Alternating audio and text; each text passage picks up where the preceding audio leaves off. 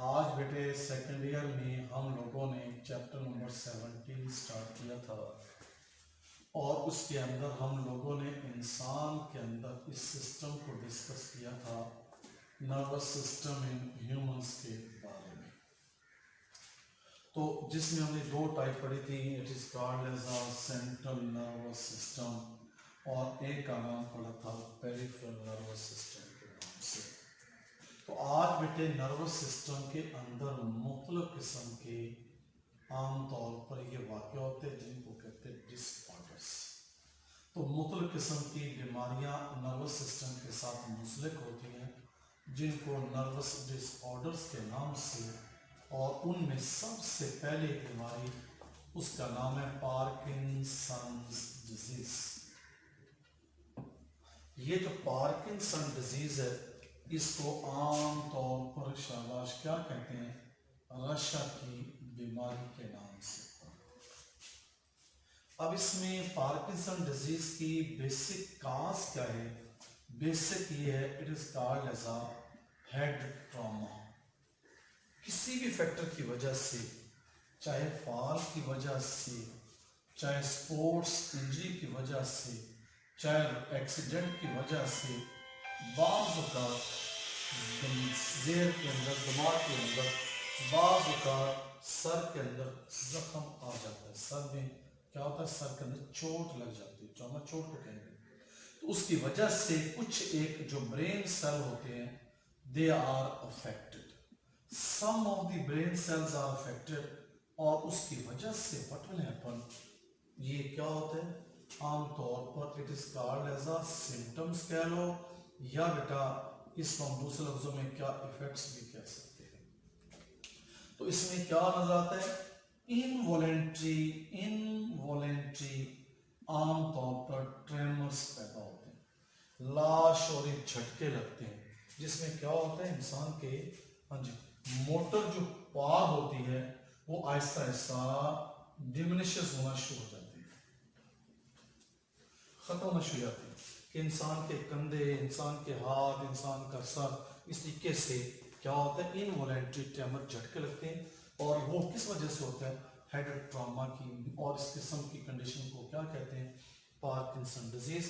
Involuntary tremor, motor power diminishes, और हत्ता के इंसान के जो रिस्पॉन्सेस होते हैं बॉडी के अंदर वो भी आहिस्ता आहिस्ता लॉस हो जाते हैं।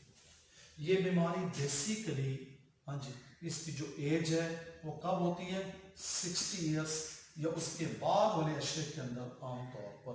तो हेड ट्रॉमा की वजह से कुछ ब्रेन सेल जो होते हैं वो आमतौर पर इफेक्ट होते हैं, वो आमतौर पर डैमेज होते हैं और उसके नतीजे से केमिकल पैदा करते हैं। उस केमिकल का नाम क्या कहते हैं, it is called as a dopamine. और इसके नतीजे से जो मेंटल फैकल्टी है वो आम तौर पर डिस्टर्ब नहीं होती। जितना ब्रेन के सेल अफेक्ट होते हैं सब वही आमतौर पे रिस्पॉन्सेस में अमल हिस्सा नहीं लेते। इसके अलावा बाकी तमाम के तमाम ब्रेन के जितने भी पार्ट्स हैं वो अपना रोल प्ले करते हैं, जिसके नतीजे से क्या मतलब, ये जो बीमारी है ये आम तौर पर शाबाश क्या कहते हैं, स्लोली प्रोग्रेस करती है अमंग द इंडिविजुअल्स, अफराद के अंदर आहिस्ता आहिस्ता प्रोग्रेस करती है, जिसके नतीजे से आमतौर पर डेथ रेट इतना ज्यादा नजर नहीं आता। अब इसके अंदर डोपामीन की वजह से motor power diminishes, involuntary tremor.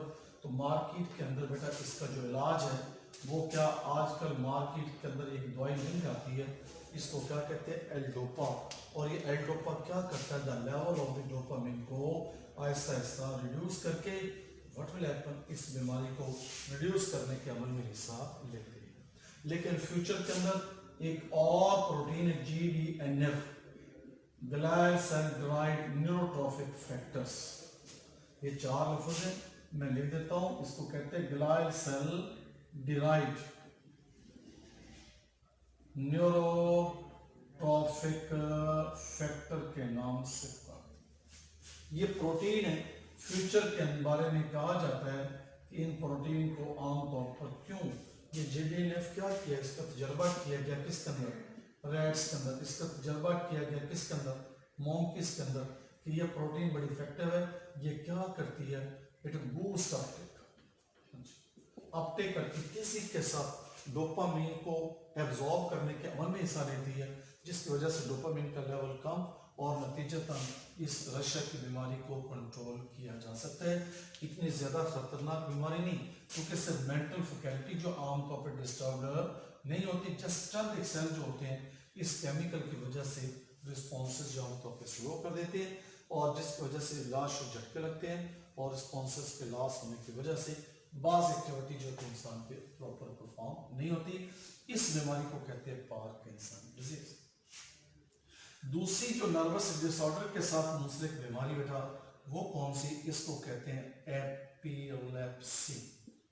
इसको आम तौर पर कहते हैं मिर्गी, और ये जो बीमारी है बेसिकली 30 इयर्स की उम्र से पहले, बल्कि इसको ये कहेंगे it will occur before the 30 years age.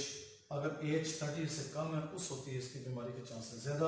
अगर आफ्टर 30 इयर्स होती है यानी लेट 40s में या अर्ली 50s में, तो इस किस्म की बीमारी को क्या कहते हैं, ऑर्गेनिक डिजीज, और ये वो बीमारी है जो अगली नस्लों के अंदर भी ट्रांसफर हो सकती है।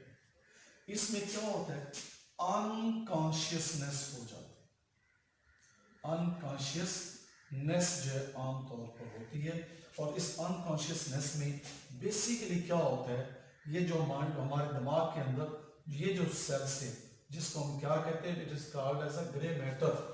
तो आपने क्या पढ़ा था, ग्रे मैटर में दो मेन इंपॉर्टेंट चीजें हैं, एक का नाम क्या सेल बॉडी, और एक का नाम क्या, it is called as a non myelinated fibres के नाम से कहते हैं। तो ये जो नॉन माइलिनेटेड फाइबर और सेल बॉडी, इसके मजमूए को क्या कहते हैं, जिसका ग्रे मैटर। तो एक्चुअली क्या होता है इस बीमारी में, अनकॉन्शियसनेस किस वजह से होती है, इस ग्रे मैटर से आमतौर पर ये डिस्चार्ज होता है, इलेक्ट्रिक डिस्चार्ज, और ये इलेक्ट्रिक डिस्चार्ज होते हैं ये जाकर हमारी जो सेंसरी नर्व्स हैं, हमारी जो मोटर नर्व्स हैं, हमारी जो साइकिक नर्व्स हैं, उनको जाकर आमतौर पर इनइफेक्टिव कर देता है, जिसकी वजह से रिस्पॉन्सेस आहिस्ता आहिस्ता वक्ती तौर पर हाँ जी क्या हो जाते हैं, they will start to become losses, और बंदा जो होता है वक्ती तौर पर क्या होता है, अनकॉन्शियस हो जाता है।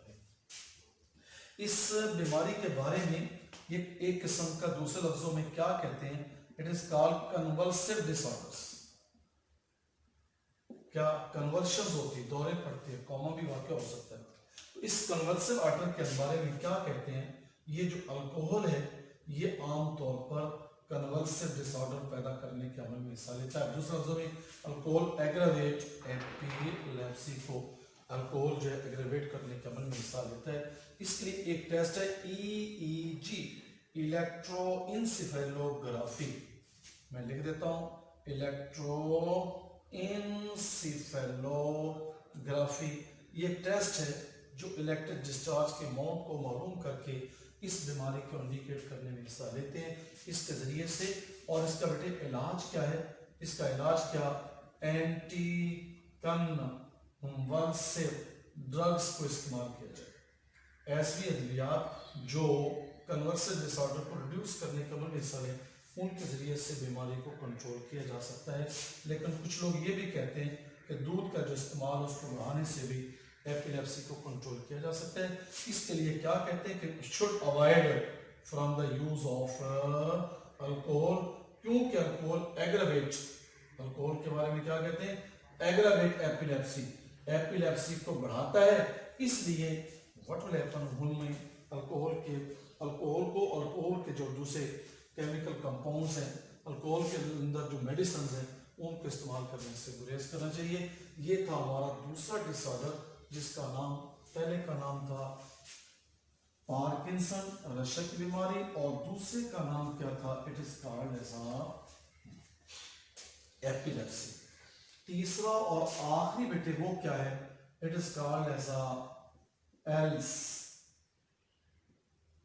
एल्ज़ाइमर डिजीज। एल्ज़ाइमर डिजीज जो है ये एक ऐसी बीमारी है जो सबसे पहले अलायस एल्ज़ाइमर MIER। अलायस एल्ज़मेयर 1906 के अंदर इस बंदे ने सबसे पहले इस बीमारी के बारे में स्टडी किया। और इस बीमारी में क्या कहते हैं, इसकी जो सिम्टम्स होती हैं वो आम तौर पर इससे मुशाबत है डिमेंशिया। और डिमेंशिया क्या कहते हैं, लॉस ऑफ मेमोरी के नाम से। मेमोरी का लॉस होना, याददाश्त का कमजोर होना with the passage of time what ever, जैसे जैसे इंसान की उम्र गुजरती जाती है और आहिस्ता आहिस्ता आहिस्ता आहिस्ता ये भुलक्कड़पन शुरू हो जाता है, जिसको फरमाते हैं डिमेंशिया, लॉस ऑफ मेमोरी। इस लॉस ऑफ मेमोरी के सबसे पहले इसे स्टडी करने की वजह से अपने नाम से इस बीमारी का नाम रखा है, it is called as Alzheimer disease. अब कहते हैं लॉस ऑफ मेमोरी एक्चुअली क्या होता है कि हमारे ब्रेन के अंदर जो न्यूट्रिटिव जो मटेरियल होता है उसकी डेफिशिएंसी की वजह से या बाज़ का ओवर सेक्रेशन की वजह से या बाज़ का ओवरडोज की वजह से बाज़ का ये डिमेंशिया कंडीशन पैदा होती है। मिसाल के तौर पे लिखा हुआ एल्यूमिनियम, ये शाबाश क्या कहते हैं, ये आम तौर पर मुख्तलिफ किस्म के खुराक के मॉलिक्यूल के अंदर मौजूद होती है। अब इस एल्यूमिनियम के बारे में, अगर एल्यूमिनियम का हाई लेवल हो जाए हमारे ब्लड के अंदर तो उसके नतीजे से डिमेंशिया काज होती है। तो कहा यह जाता है कि आफ्टर ईटिंग हम जब चाय इस्तेमाल करते हैं तो चाय के अंदर ये जो निकोटीन पाई जाती है, चाय के अंदर ये जो कैफीन पाई जाती है, ये कैफीन क्या करती है, ब्लड के जो बॉडी सेल्स हैं उन बॉडी सेल्स को एल्यूमिनियम एब्जॉर्ब करने नहीं देती। Level of aluminium start to increase और नतीजतन लेटर एज में जाकर, हाँ जी 50s-60s में जाकर ये बीमारी शुरू हो जाती है, जिसको हम क्या कहते हैं, Alzheimer disease, loss of dementia, loss of memory की शक्ल में। तो उसके लिए हमें क्या, न्यूट्रिटिव मटेरियल को आम तौर पर जैसे कि हम क्या कहते हैं बादाम को, जैसे हम क्या कहते हैं अखरोट को, इसके अलावा ये जो पिस्ता है, हर वो खुराक जिसके ऊपर दिमाग की शक्ल बनी होगी, हर वो फ्रूट जिसके ऊपर दिमाग की शक्ल बनी होगी, उसको हम शाबाश अंजीर के बारे में उनको खुराक के तौर पर इस्तेमाल करेंगे तो हम आसानी के साथ इस बीमारी से अपने आप को बचा सकते हैं। इसका नाम क्या, it is called Alzheimer disease के नाम से पढ़ते हैं। तो ये तीन थे हमारे शाबाश क्या, नर्वस सिस्टम के साथ मुंसलिक नर्वस डिसऑर्डर जो अक्सर बेटे शॉर्ट क्वेश्चन या MCQ की शक्ल में पूछा जाता है। कभी कभी ये सवाल नर्व डिसऑर्डर एक्सटेंसिव क्वेश्चन की शक्ल में, अगर एक्सटेंसिव आ जाए तो तीनों बीमारियों को डिटेल से डिस्कस करना है। अगर MCQ आ जाए, what is Parkinson disease, what are the symptom and causes of Parkinson disease, symptom causes and effects of epilepsy, what are do you know about Alzheimer disease, इस तरीके से इनके अंदर शॉर्ट क्वेश्चन भी आ सकता है। तो ये बीमारी हाँ जी 50s-60s के अंदर और ये बिफोर 30, और डिमेंशिया आमतौर पर loss of memory is also called as हाँ जी डिमेंशिया, इस तरीके से MCQ भी पूछा जा सकता है।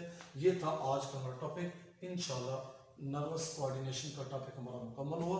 कल से नेक्स्ट टॉपिक शुरू करेंगे, सेकंड ईयर 17 कोऑर्डिनेशन।